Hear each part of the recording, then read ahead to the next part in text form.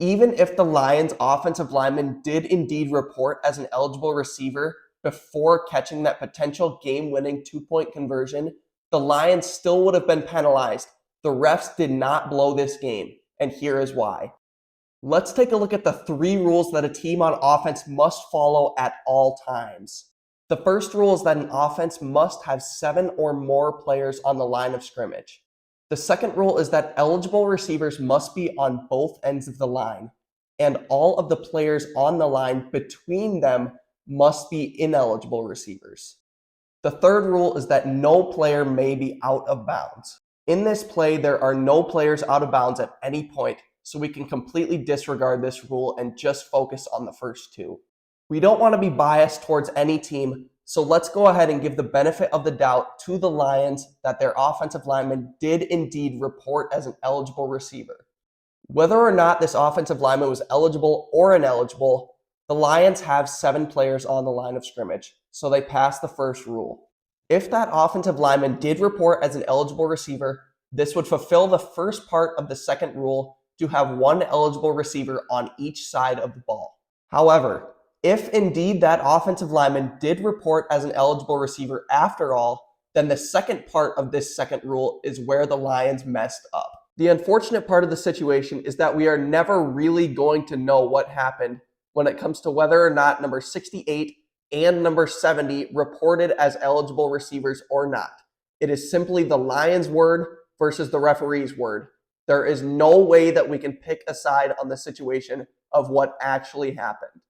However, what we do know is that number 68 made an abnormal movement towards the referee, and that is the number one argument that people are saying is that what else would he have been doing other than reporting as an eligible receiver?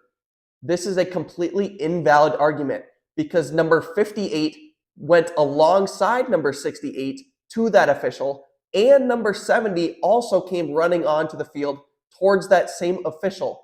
So we could use that same argument for number 68 as we could for number 70, who was deemed as an eligible receiver, and as number 58, who was not even involved in the play and was just a standard offensive lineman on the line of scrimmage.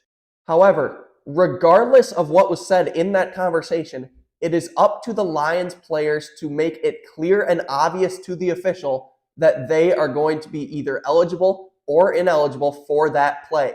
After the official announced that number 70 was an eligible receiver and not number 68, out loud to the defense, to the entire stadium, and to everyone watching on national television, the Lions made no intent to tell the official that it was number 68 who was eligible, not number 70, with plenty of time prior to the snap.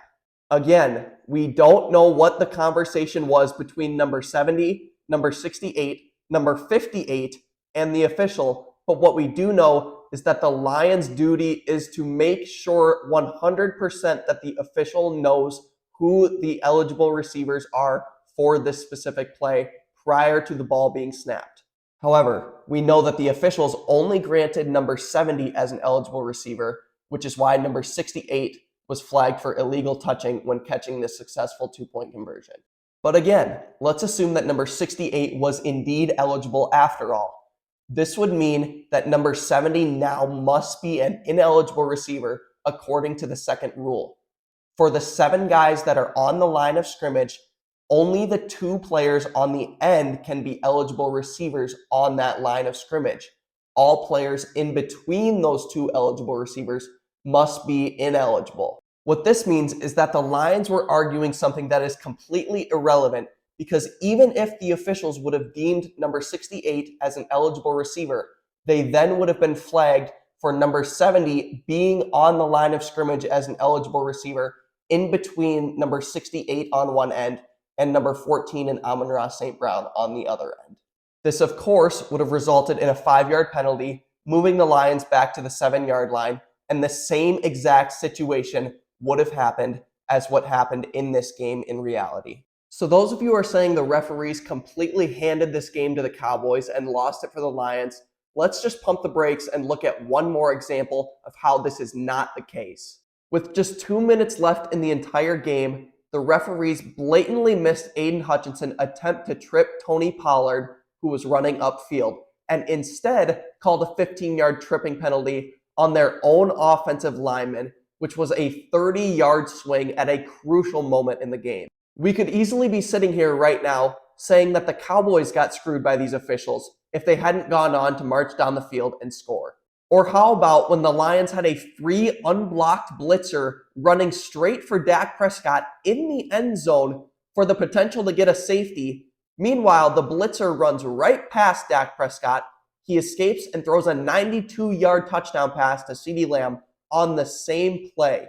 It is several plays like these that determine the outcome of a game, not one call at the end of the game. Lions fans, NFL fans, or sports fans in general cannot blame this loss on the officials. The officials would have thrown a penalty on this play regardless of whether or not the receiver was deemed ineligible or eligible. The outcome of this game would have been in the exact same situation whether or not the Lions got what they wanted. I hope this can be a lesson to, number one, not just listen to everything that we see on the internet without knowing what it actually means, and number two, not blaming the result of a loss on the officials when we ourselves don't even know what we're talking about. If you learned something in this video, I'd really appreciate it if you'd leave a like, subscribe, and let me know in the comments down below what you thought of this Lions versus Cowboys result. God bless. Trees is the perfect place for shade, and that's just how I feel. Now